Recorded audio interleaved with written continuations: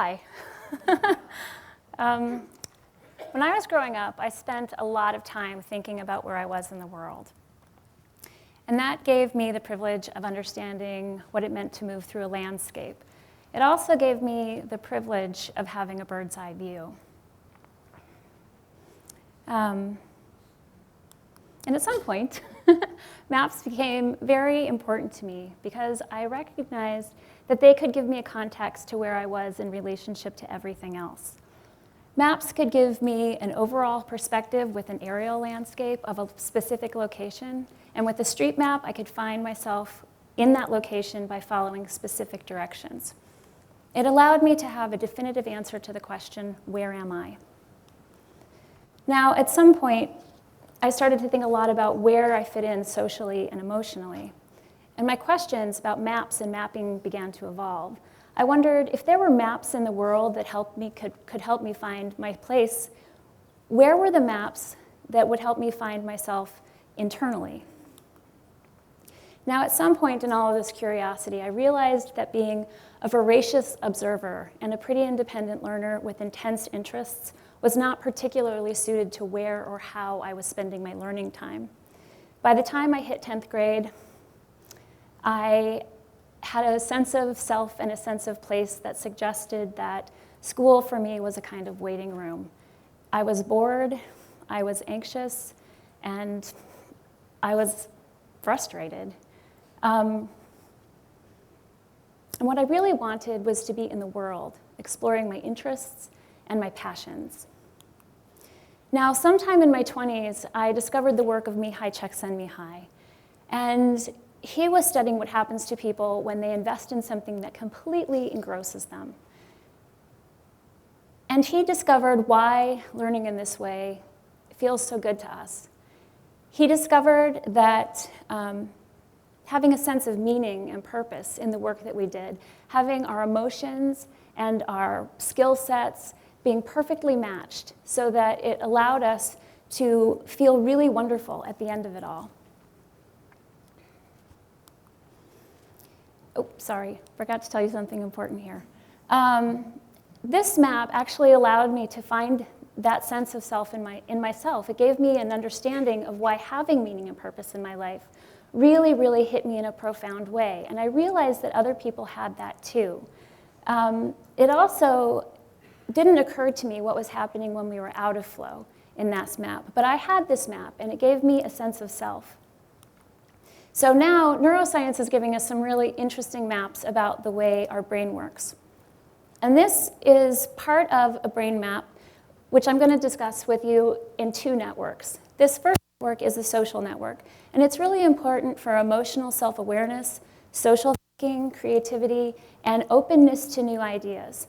It's kind of the bird's eye view of our social and emotional lives, the ever-changing aspects of that. This second network is the Analytic Network. Now, it's really important in problem solving, control of action, and focused attention. And I like to think of this map as sort of that street map. It allows us to focus in on what's happening right now, what's the task at hand. Now, both of these networks are really important to the question, where am I? Because like a traffic light, what happens here is that these two networks work interactively, but never at the same time.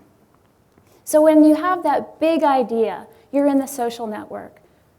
You're thinking, oh, I have this fantastic thing that I want to do. How am I going to make it happen? Envisioning all of the actions that you're going to have to take. And then the analytic network steps in, stops the social network, and focuses on the to-do list. And when it's all done, the social network comes back into play to reevaluate, to look at it, to reflect, and see what's happening. Now, it's my experience that this, I think, is what's happening in the state of flow. Because in flow, emotions and ideas and interests and focused attentions and skill sets are all perfectly matched to the stretch challenges at hand. And this kind of dynamic learning is what makes learning fun. Excuse me, my mouth is really dry.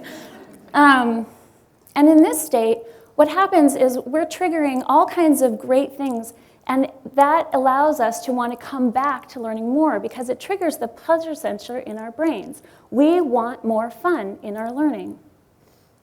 But what I didn't really realize about the flow map was that what happens when we're out of flow? What happens when we're not getting enough flow or not positive experiences in our learning? And when we look at the map, this tells us two things. First of all, that an incompatible ratio of skill to challenge leads us to a situation of feeling anxious or bored. The second thing that this map tells us is that this is completely contrary to the brain's fundamental desire for the reward of pleasure in learning. Now, this is really important because the interesting thing here is that anxiety and boredom both can lead to chronic stress, learned helplessness, aggression, apathy, and depression. And I really want to highlight this here. Boredom can lead to these things as well as anxiety. And sometimes I think we don't pay close enough attention to that. Back. So this is really not good for our mental health. And that's pretty much what I want you to understand, is that feeling chronically bad about being in school or about learning is really bad for our mental health. And it's not really good for our physical health either. Because what's happening here is these two networks, they're sort of working in an unbalanced way. And that causes a sense of anxiety in our system. And when we have that kind of anxiety, what happens is that our nervous systems start to shut down. And when that happens, we can end up in a socially, emotionally, and cognitively impaired state, which means that our ability to learn literally shuts down. And that's why the next map is so important. So this map comes from the work of Kristin Neff. And it's a map for self-compassion. And quite honestly, I wish that every kid alive had this map. Because what this map tells us is how to consciously move ourselves out of that state of being anxious or bored, overwhelmed or underwhelmed. And it uses mindfulness to trigger the the analytic network. And it slows the brain down. It stops us from overthinking what we're trying to accomplish.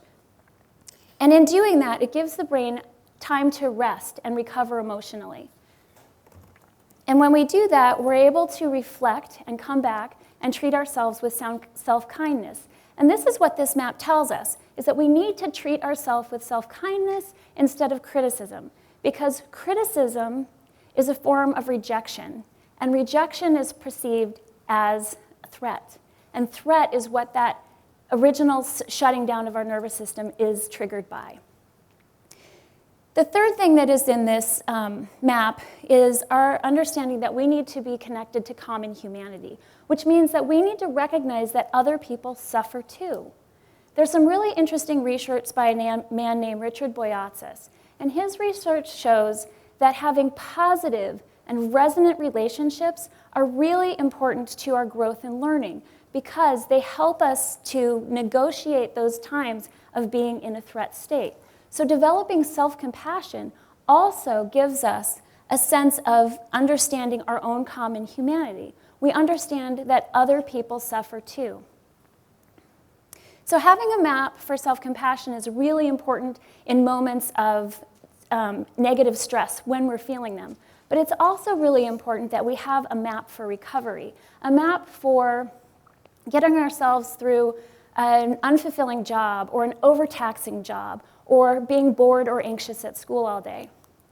So a recovery map is one of the most important ways that we can engage social, or emotional and intelligence and self-compassion.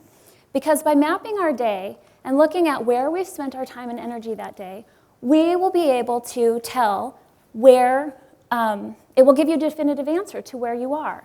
And when you figure out what's missing from your day or your life in the areas of spiritual, physical, intellectual, relational, or emotional well-being, you will also have another map that gives you directions about what it is that you need to actually engage in to have a more overall fulfilling well-being.